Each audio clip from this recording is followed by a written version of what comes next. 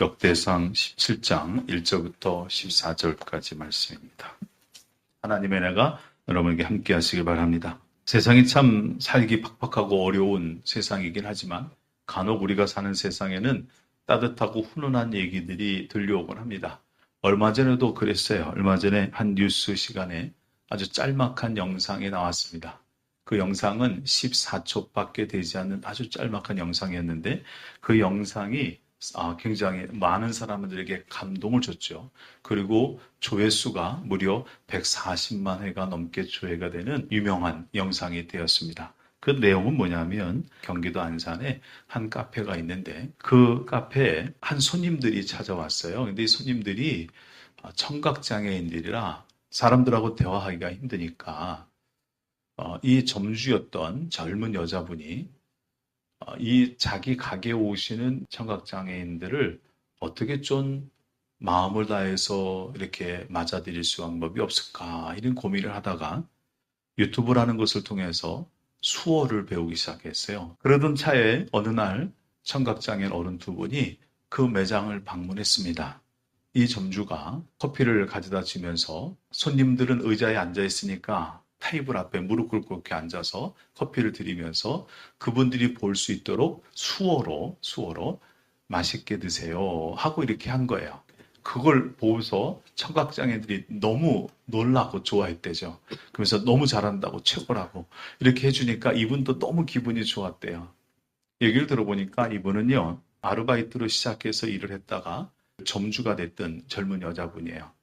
학교 다닐 때는 학폭 피해자가 돼서 많은 어려움이 있었던 그런 사람인데 자기가 어려움을 당해보니까 힘들고 어려운 사람들을 대하는 마음이 달랐던 거죠. 그래서 이 청각장애인들을 어떻게 하면 좀 진심을 다해서 섬겨줄 수 있을까 하는 마음으로 그 수어라도 좀 배워서 이렇게 맛있게 드리려고 한번 해보자 했는데 그 영상이 무려 140만 회 조회가 되었고 그 조회가 된 글 밑에 아주 좋은 글들이 달리기 시작했어요. 요즘도 이런 사람이 있냐. 세상 살만하다. 훈훈하다. 그리고 이런 글이 또 달리기 시작했죠. 돈줄 내러 가야 된다. 그래서 그 영상 뒤에 그 카페에 사람들이 많이 오고 갔다라고 얘기를 해요. 사람을 대하는 진심의 마음이 있으니 그 진심이 나중에 복으로 또 감동으로 연결이 되는구나 하는 생각을 하게 되는 영상이었어요. 그 영상 속에 이런 모습들을 저는 사실은 오늘 다윗의 모습에서 다시 보게 됩니다. 오늘 말씀을 여러분 한번 깊이 있게 보시면 좋겠어요. 다윗이란 사람이 하나님의 법궤를 자기가 있는 왕궁 옆으로 모시기를 원했습니다. 그리고 두 번의 시도를 거쳐서 그는 하나님의 법궤를 자기 왕궁 옆에 모셨죠. 자기가 살고 있던 왕궁 옆에 하나님의 법궤를 잘 모실 수 있는 장막을 만들었습니다. 장막이라고 그러지만 지금 말로 하면 텐트 같은 거죠. 천막 같은 거를 만들었어요. 그리고 하나님을 바로 왕궁 옆에 모셨어요. 다윗은 그것이 처음에 너무너무 기뻤어요. 하나님이 저 시골 구석에 있는 것이 아니라 하나님이 자기가 머물고 있는 바로 자기 옆에 나와 함께하고 있고 내가 가장 가까이 계시다는 이 생각이 다윗을 굉장히 기쁘게 만들었죠. 그렇게 시작된 다윗의 왕궁 생활, 시간이 조금씩 흐르면서 왕으로서의 삶이 안정되어 가기 시작하면 할수록 다윗의 마음이 조금 불편해지기 시작을 했어요.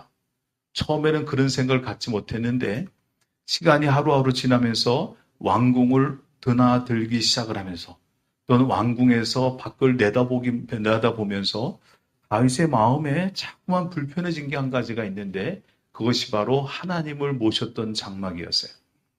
자기는 백항목이라고 하는 레바논에서 수입해서 갖고 오는 아주 좋은 나무로 만든 왕궁에 거하는데 하나님을 자기가 정성을 다해서 모셔온다고 모셔왔는데 이제 와서 보니까 하나님이 천막에 계시더라라는 거예요. 자기는 왕궁에 살고 있고 하나님은 천막에 계시더라. 그래서 처음에는 하나님이 가까이 계시다는 그것만으로도 기뻤는데 시간이 지날수록 왕궁을 드나들면 드나들수록 하나님의 그 초라한 천막의 모습과 자기의 왕궁의 모습이 대조돼 보이니까 다윗의 마음이 불편한 거예요. 그래서 언제부턴가 그의 마음에 한 가지 바람이 생겨나기 시작을 했죠. 하나님을 위한 좋은 집을 마련하면 안 될까? 이런 속마음이 있었던 거예요. 그러다가 어느 날 그 속에 있는 마음을 나단이란 선지자에게 말을 하게 됩니다. 그게 오늘 읽은 1절과 2절의 말씀입니다. 말씀을 보면 이렇습니다. 다윗이 그의 궁전에 거주할 때 다윗이 선지자 나단에게 이르되 나는 백항목 궁에 거주하거늘 여호와의 언약궤는 휘장 아래 있도다. 나단에게 이렇게 얘기를 해요. 나단이 가만 들어보니까 이게 무슨 말인지 알겠어요. 하나님의 집을 지어드리고 싶다는 거구나. 딱 맞죠. 나단은 선지자였거든요. 선지자가 이 얘기를 듣고 좋아했을까요? 좋아하지 않았을까요? 좋아했겠죠. 선지자가 그 얘기를 듣고 하는 얘기가 하나님이 왕과 함께 계시니 마음에 있는 바를 모두 행하소서 그랬어요. 둘로 말하긴 했지만 직설적으로 말하면 그러면 왕이 마음에 가지고 있는 대로 하나님의 집을 지으시죠. 이러고 나온 거예요. 그러고서 이제 그 말을 좋게 생각하고 나왔는데 문제는 그날 밤에 생겼죠. 그날 밤에 하나님이 나단에게 말씀을 주시는데 이렇게 얘기를 하더라는 겁니다. 같이 읽어볼게요. 가서 내 종 다윗에게 말하기를 여호와의 말씀이 너는 내가 거할 집을 건축하지 말라. 하나님의 첫 마디가 거절입니다. 그것도 그냥 거절이 아니라 아주 딱 부러지게 단호하게 끊는 거절이에요. 너는 내 집을 건축하지 말라. 아니 지금 나단 선지자가 다윗 왕한테 왕은 자기 마음에 있는 대로 행하라고 성전 건축해도 좋다고 그러고 왔는데 그날 밤에 하나님께서 너 다윗한테 가서 내 집 짓지 말라고 그래라 이렇게 얘기하라고 그러니 나단 선지자가 얼마나 황당하겠어요. 이거 어떻게 수습해야 되지? 그런 마음이 들었을지도 모르겠어요. 자, 그러면 도대체 하나님은 다윗한테 왜 그 집을 짓지 말라고 그러는 거냐라는 거죠. 하나님이 거하실 좋은 집을 지어서 드리고 싶은데 왜 하나님은 그 집을 짓지 말라고 그러느냐? 우선 오늘 우리가 읽은 말씀 보게 되면 5절부터 그 이유를 쭉 설명해 나가고 있어요. 5절 보면 이렇게 쓰고 있습니다. 내가 이스라엘 애굽에서 올라오던 날부터 오늘까지 집에 있지 아니하고 그리고 오직 이 장막과 저 장막에 있으며 이 성막과 저 성막에 있었나니 이스라엘 무리와 더불어 가는 모든 곳에서 내가 내 백성을 먹이라고 명한 이스라엘 어느 사사에게 내가 말하기를 너희가 어찌하여 내 백항목 집을 건축하지 아니하였느냐고 말하였느냐. 이게 하나님의 대답이에요. 하나님이 말한 것을 아주 간단하게 요약하면 이렇습니다. 내가 언제 내 집 지어달라고 그랬어? 이 얘기예요. 다윗이 하나님 집 지어드릴게요 그랬더니 하나님이 야 내가 내 집 지어달라고 그랬냐? 안 지어도 돼. 내가 언제 집이 필요했어? 옛날에 애굽에서 나올 때부터 내가 이 장막에도 있고 저 장막에도 있고 이 성막에도 있고 저 성막에도 있고 이거는 여러 성막이 있었다는 것이 아니라 성막이 옮겨갈 때마다 그 성막에 거했다는 거예요. 내가 언제 그러면서 불편하다고 집 지어달라고 한 적이 있냐? 사사시대도 내가 집 지어달라고 한 적이 있냐? 그거 내가 집 필요 없다. 하나님이 이렇게 얘기하는 겁니다. 그 다음에 또 보니까 이렇게 얘기합니다. 7절 볼까요? 또한 내 종 다윗에게 이처럼 말하라. 만군의 여호와께서 이처럼 말씀하시기를 내가 너를 목장 곧 양떼를 따라다니던 데에서 데려다가 내 백성 이스라엘의 주권자로 삼고 내가 어디로 가든지 내가 너와 함께 있어 내 모든 대적을 내 앞에서 멸하였은즉 세상에서 존귀한 자들의 이름 같은 이름을 내게 만들어 주리라. 하나님이 얘기합니다. 내가 너를 양떼 가운데 있을 때 그 목동이었던데 너를 선택하여 부르지 않았냐. 이제까지 너를 대적하는 사람을 내가 다 물리쳐 주지 않았냐. 그리고 내가 앞으로도 너를 세상에서 존귀한 자의 이름으로 만들어 주겠다. 저는 이 말이 이렇게 들려요. 야, 집을 짓지 않아도 내가 너를 축복해 줄게. 이렇게 들리더라고요. 네? 하나님께 집을 지어드리겠다 그러니까 하나님께서 나 집 필요 없어. 내가 언제 집 달라고 그랬냐? 그리고 두 번째는 야, 네가 나를 집을 지어주지 않아도 내가 너 복 줄 거야. 내가 너를 존귀하게 만들어 줄게. 이렇게 얘기하시더라고요. 그런데 이것만이 다가 아니에요. 사실은 나중에 다윗이 자기 아들 솔로몬에게 성전 지으라고 건축하면서 했던 말 중에 이런 말이 있어요. 역대상 22장의 8절을 보니까 자, 여러분이 아시는 말씀일지 모르겠어요. 여호와의 말씀이 내게 임하여 이르시되 너는 피를 심히 많이 흘렸고 크게 전쟁하였느니라. 내가 내 앞에서 땅에 피를 많이 흘렸은즉 내 이름을 위하여 성전을 건축하지 못하리라. 다윗이 하나님의 성전을 건축하기 원했지만 하나님은 그 마음을 받으시면서도 성전 건축을 허락하지 않은 것이 내가 전쟁에서 피를 많이 흘렸기 때문이다. 그렇게 얘기를 하시잖아요. 자, 성전이 건축된 그것을 우리는 예루살렘 성전이라고 그래요. 예루살렘이란 말이 무슨 뜻인지 혹시 아십니까? 예루살렘. 살렘은 어디서 들어본 것 같지 않으세요? 샬롬. 들어봤죠? 평화, 평강이란 뜻이에요. 예루라고 하는 말은요, 터전, 기초라는 거예요. 그러니까 예루살렘이라는 것은 평화의 기초가 되는 장소, 평강의 터전이 되는 장소가 바로 여기가 될 거라는 거예요. 그런데 이 평화를 지금 시작해야 되는 장소인데 이제까지 다투고 싸우고 죽이고 피 흘린 사람이 평화가 시작되는 장소를 마련한다는 게 좀 안 어울리는 거죠. 그러니까 하나님이 너 말고 전쟁하지 않고 싸우지 않고 피 흘리지 않을 네게서 날 아들이 성전을 짓도록 하자. 그리고 성전 짓는 걸 거절하신 거야. 자, 우리 입장에서 생각해봅니다. 우리가 하나님께 하나님 내가 뭐 해드릴게요. 그런데 하나님이 야 됐어 안 해도 돼. 한마디가 딱 거절해요. 기분이 좋을까요? 나쁠까요? 나는 기껏 하나님을 잘 모시고 싶어서 성전 짓겠다고 하는데 하나님이 야 너 집 짓지만 안 지어도 돼. 나 집 필요 없어. 이게 좀 서운할 것 같잖아요. 다윗이 하나님의 이 말을 듣고 하나님 서운합니다. 그럴 줄 알았는데 읽어보니까 서운하다고 얘기를 안 해요. 왜냐하면 하나님께서 그 뒤에 하신 약속 때문에 그래요. 하나님이 다윗에게 이렇게 약속을 합니다. 자, 내가 너를 존귀한 자들의 이름같이 만들어주겠다 그랬죠. 9절 가서 보게 되면 내가 이스라엘 백성들을 한 곳에 정하여서 거기서 이리저리 옮겨가지 않고 거기에 정착하여 살게 하겠다. 지금까지 이스라엘 백성들은 자꾸만 옮겨 다녔어요. 한 곳에 정착하지 못하고 대적들도 많고 공격하는 사람도 많고 그러니까 한 곳에 정착하지 못하고 그랬는데 이제는 너를 한 곳에 딱 정착시키고 거기서 점점 커지게 하고 번성하게 하고 나라를 크게 만들어 주겠다는 얘기죠. 내 조상들은 하지 못했던 것, 누리지 못했던 것 내가 너에게 누리게 해주겠다고 약속을 하세요. 그 다음에 또 10절 가서 보니까 이렇게 얘기합니다. 내가 모든 대적으로 내게 복종하게 해주겠다. 내가 너를 강하게 만들어줘서 내 주변에 있는 어떤 대적도 너랑 싸우면 너를 이기지 못하도록 내가 너를 그렇게 만들어주겠다. 그리고 또 하나님이 이런 약속도 합니다.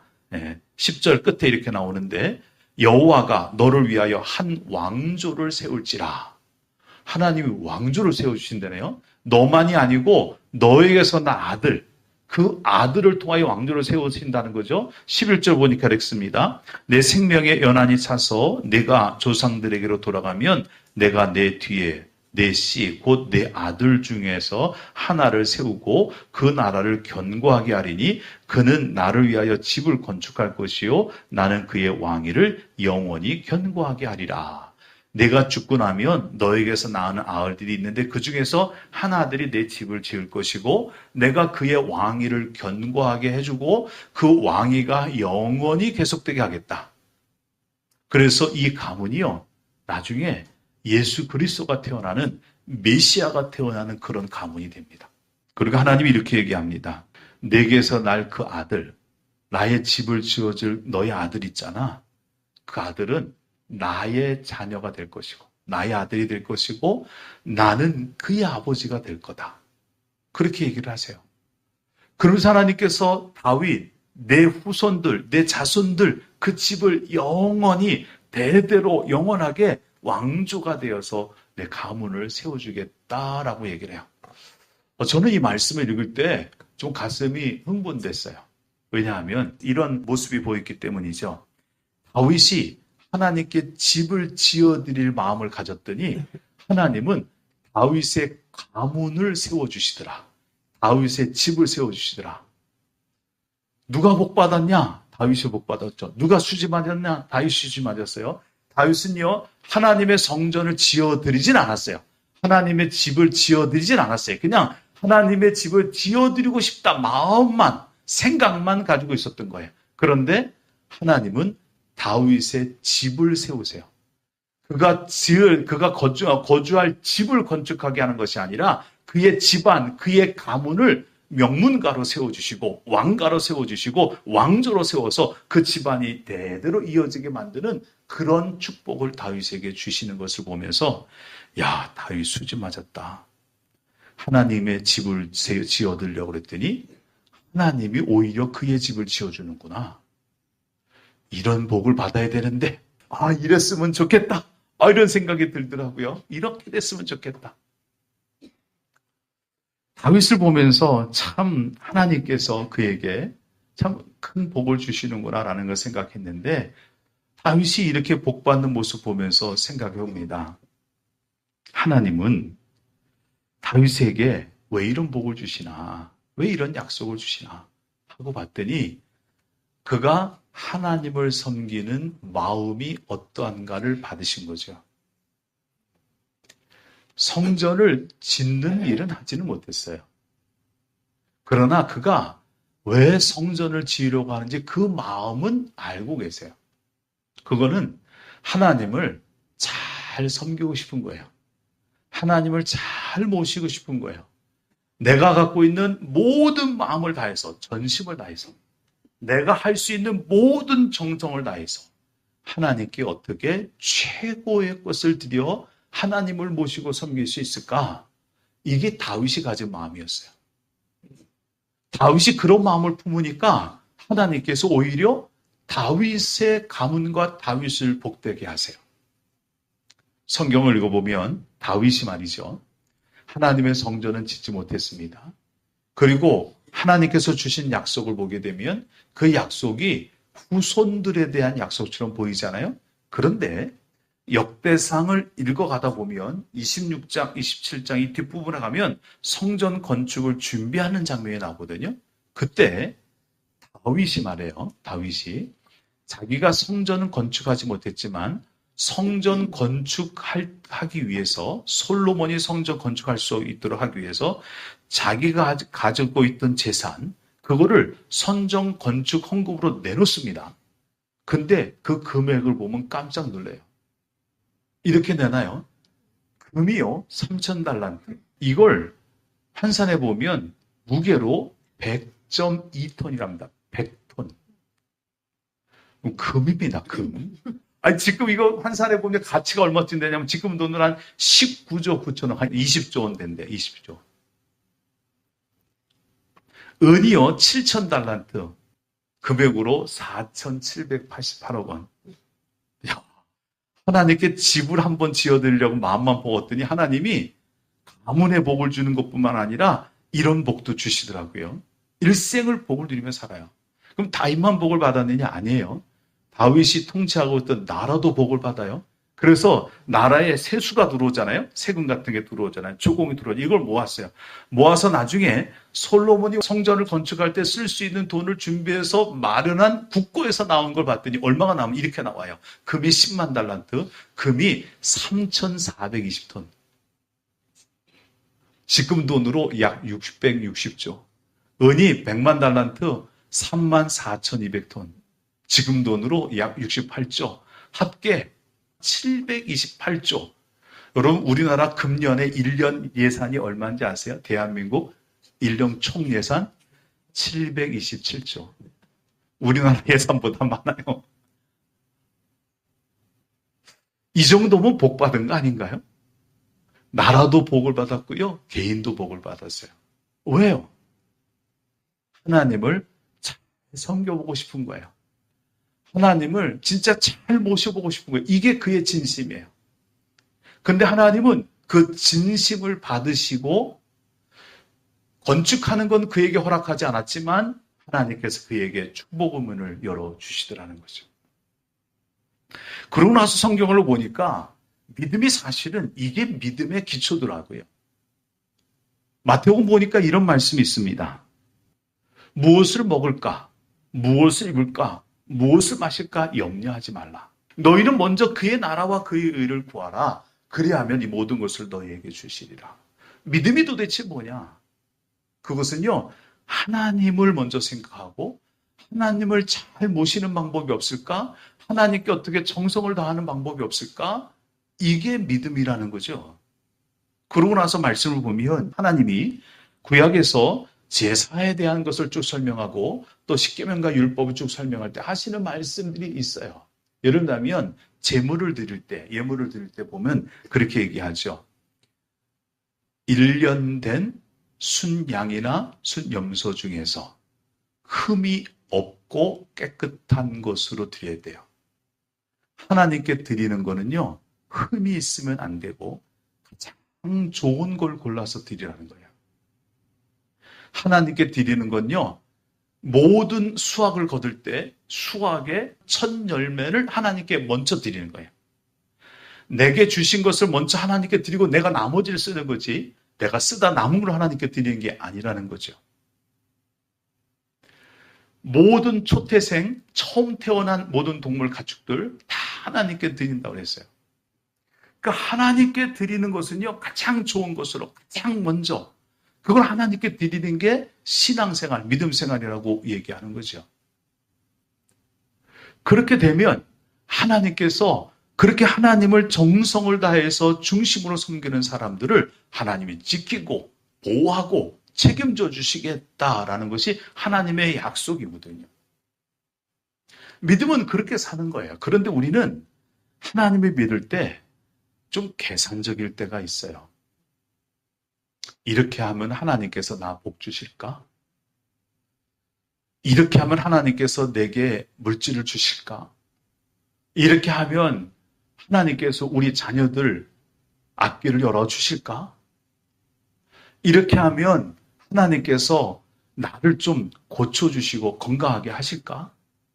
이런 계산이 있어요. 그래서 하나님을 섬길 때 내가 있는 온전한 마음으로 하나님에 대한 정말 사심 없는 마음으로 그 진심과 정성을 다해서 하나님을 잘 섬겨보려고 하는 마음이 아니고 하나님께 어떻게 하면 복 받을까?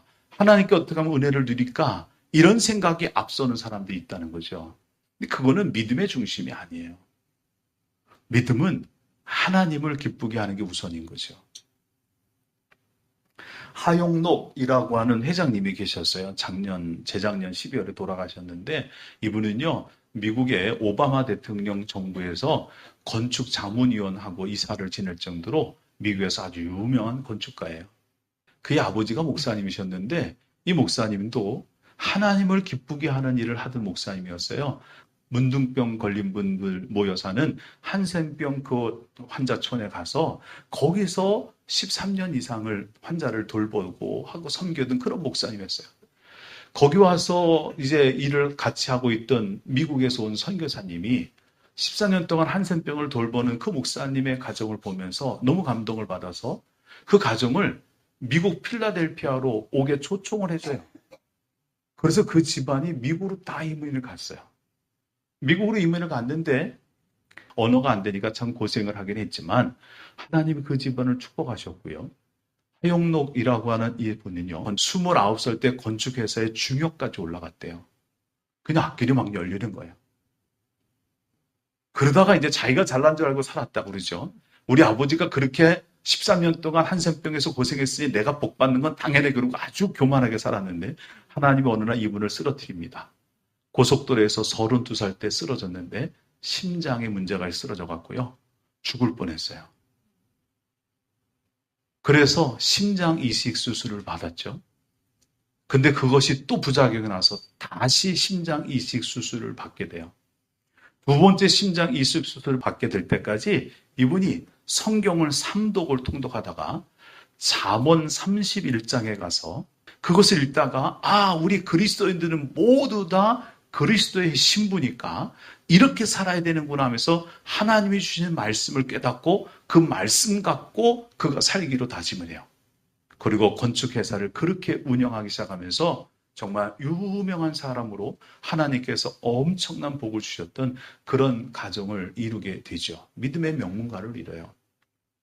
그 가정을 간증을 얘기하면서 자기의 삶을 간증하면서 그런 얘기를 하죠. 내 아버지가 그렇게 한센병을 돌봐서 나는 당연히 복받는 거 생각하고 교만하게 살았는데 뒤늦게 깨닫고 하나님 앞에 하나님을 어떻게 잘 기쁘게 하며 하나님 앞에 어떻게 흠없는 신부가 되어볼까 하는 마음으로 성경에 근거한 믿음의 경험을 했더니 하나님께서 자기의 사업도 잘 되게 하고 자기도 높이시더라. 하영록 회장이 세웠던 그 회사가 팀하스라는 회사고요. 미국에서 아주 많은 주차 빌딩을 설계한 되게 유명한 회사라고 그래요. 그러다가 재작년에 이제 하나님의 부름을 받았죠. 우리는 그런 사람들을 가끔 봅니다. 여러분이 잘 아는 사람 중에 션이라고 하는 가수 아시지 않습니까? 이 션이라는 가수는요, 그 중심이 믿음이거든요. 하나님을 믿는 믿음. 그가 결혼하면서 자기 신부였던 연예인이었던 그 부인하고 야, 우리보다 어려운 사람을 위해서 결혼 기념이나 뜻 있는 일 하면 안 되겠냐. 그래서 하루에 10,000원씩 저축을 했대요. 1년 지나니까 365일이죠. 그거 갖고서 노숙자들 가서 식사 대접하는 일을 시작을 했어요.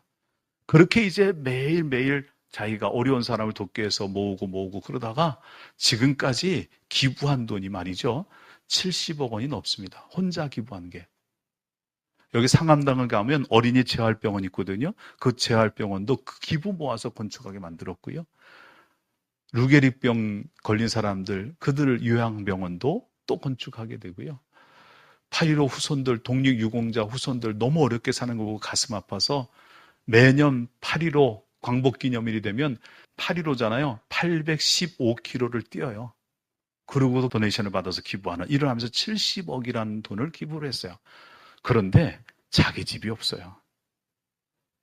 하나님이 원하는 일들을 하는 거예요. 그런데 그 집안은요, 하나님이 복을 주시더라고요. 좋은 믿음의 가문이 됐고요. 자녀들 잘 자라고요.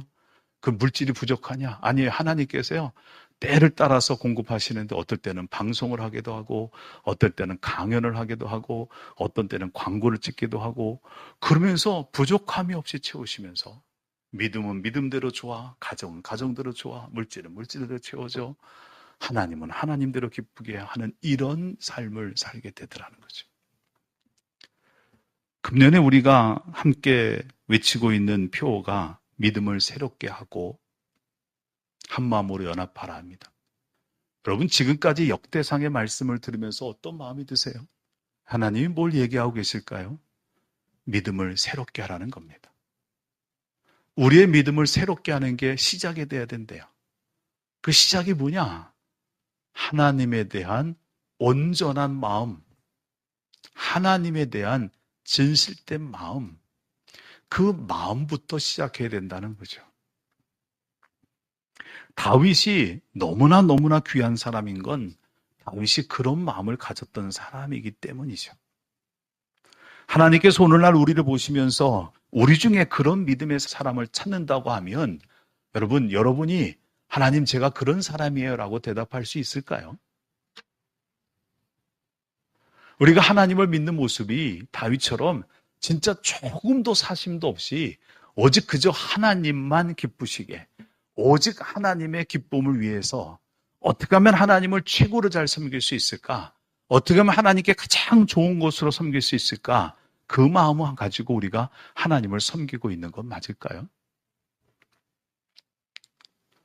저는 가끔 이런 생각을 해봅니다. 이런 복 받는 사람 되면 얼마나 좋을까? 가끔 그런 생각을 해요. 그런데 더 중요한 게 있더라고요. 우리가 하나님께 진짜 아무 사심도 없이 그저 오직 하나님만을 기쁘게 하는 그것을 위해서 우리의 마음을 드리면 나머지는 하나님이 채우신다는 거죠. 가정도 하나님이 채우고 자녀도 하나님이 채우고 가문도 하나님이 채우고 국가, 자기가 다스리는 나라도 하나님이 이렇게 세워주시고 지키고 보호하신다고 이렇게 약속하고 계시거든요. 하나님의 놀라운 약속이 성경을 통해서 우리에게 주어지고 있는데 우리는 하나님에 대하여 어떤 마음으로 하나님을 섬기고 계십니까? 혹시 반쪽 아니세요?